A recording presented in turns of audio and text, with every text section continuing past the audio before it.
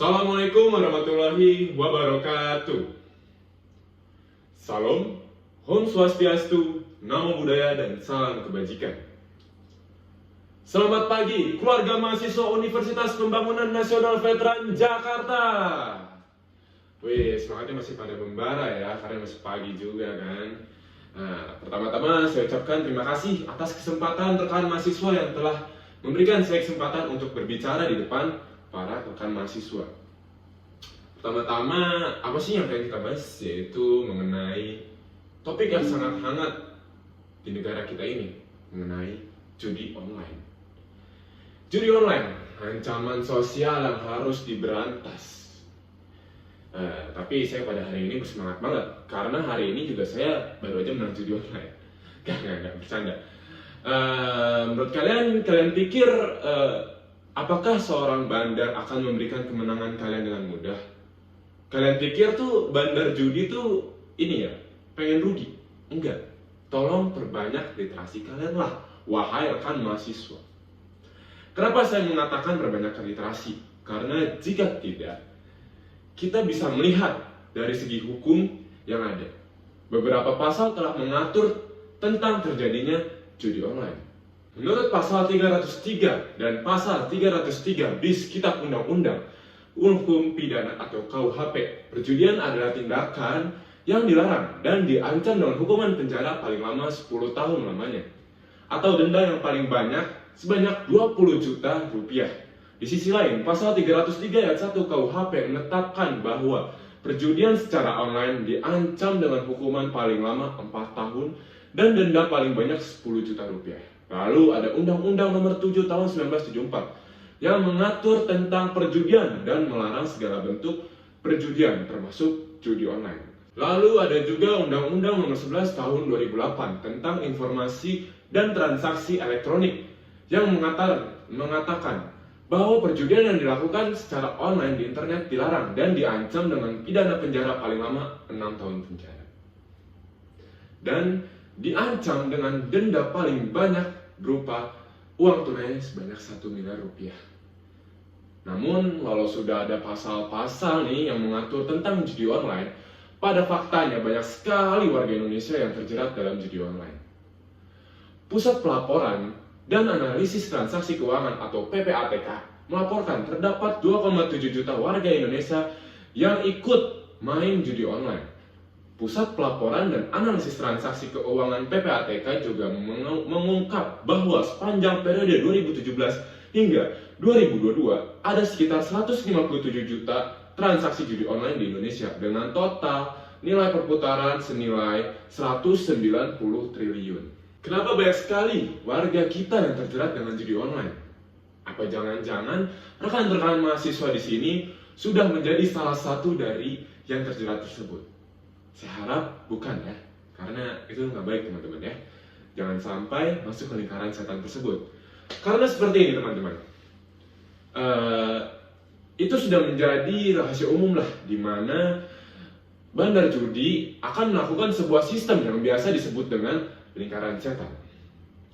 Dark system atau yang juga dikenal sebagai lingkaran setan adalah tindakan manipulatif yang dilakukan oleh situs judi online untuk memaksimalkan keterlibatan pengguna dan meningkatkan keuntungan mereka gitu. Mereka melakukan ini dengan menggambarkan dan menggunakan pola desain yang untuk menipu dan mengeksploitasi kelemahan manusia, membuat pengguna terjebak dalam lingkaran perjudian ini yang sulit untuk ditinggalkan, teman-teman. Beberapa contoh sistem hitam, dark system atau lingkaran setan yang terjadi di judi online yaitu berupa penggunaan pola desain untuk menipu seperti tombol spin yang dirancang untuk memicu perilaku manipulatif atau impulsif dan membuat pengguna terus bermain mesin slot ini. Yang kedua adalah penggunaan bonus dan hadiah palsu untuk menarik pengguna dan pengakses judi online tersebut yang membuat mereka terus bermain terus-terusan di dalam lingkaran setan ini. Yang ketiga, ada penggunaan notifikasi palsu dan pesan tertekanan yang memaksa pengguna untuk terus bermain. Yang terakhir adalah penggunaan algoritma yang dirancang untuk memaksimalkan keuntungan situs judi online tersebut, bukan keuntungan pengguna, tapi untuk keuntungan para bandar yang membuat situs judi online tersebut. Dan judi online ini sangat membawa dampak negatif bagi kita rekan-rekan mahasiswa. Yang pertama, kecanduan. Saat seseorang menang dan mendapatkan keuntungan, kecanduan judi online dapat muncul, mendorong mereka untuk terus bermain untuk mendapatkan lebih banyak kemenangan dan keuntungan. Seseorang menjadi tergantung pada hal ini dan sulit untuk berhenti bermain dan akan terjebak pada dark system ini. Yang kedua adalah gangguan kesehatan mental. Kesehatan mental sangat penting bagi kita rekan mahasiswa. Seperti depresi, stres, kecemasan, dan perasaan putus asa yang disebabkan oleh judi online. Seseorang yang merasa tidak dapat mengendalikan kebiasaan judinya biasanya akan mengalami kondisi ini, teman-teman. Karena dia akan terus bergantung dan membuat itu menjadi sebuah gangguan kesehatan pada mental diri kita, rekan-rekan mahasiswa. Lalu ada kerugian finansial. Meskipun perjudian judi online dapat menghasilkan keuntungan besar pada awalnya. Teman-teman, karena kebanyakan orang akan menghabiskan banyak uang dalam waktu singkat. Kekerasan dalam rumah tangga sering terjadi karena ini masalah keuangan yang disebabkan oleh kebiasaan judi online. Karena yang kita tahu, apabila kita akan terus dalam lingkaran setan ini, akan menghabiskan duit dan mengaruhi tingkat finansial rumah kita atau keluarga kita, yang itu bikin menyebabkan KDRT yang berhubungan dengan korelasi rusaknya hubungan sosial. Jadi setelah mendengar fakta-fakta tentang judi online tadi, saya harap rekan-rekan mahasiswa dan teman-teman yang hadir di dalam sebuah talk show pada hari ini dapat stop dalam terjerat lingkaran setan perjudian online. Jangan malah makin bersemangat judi online biar withdraw gede. Withdraw tuh narik hasil keuntungan, teman-teman.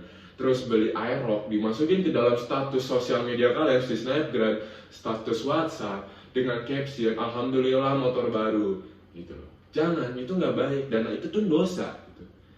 Tapi giliran kalian main judi itu, giliran menang alhamdulillah gitu, giliran kalah astagfirullah. Jangan, teman-teman. Saya Anas Tionogoro, terima kasih untuk waktu dan perhatiannya. Wassalamualaikum warahmatullahi wabarakatuh. Selamat pagi.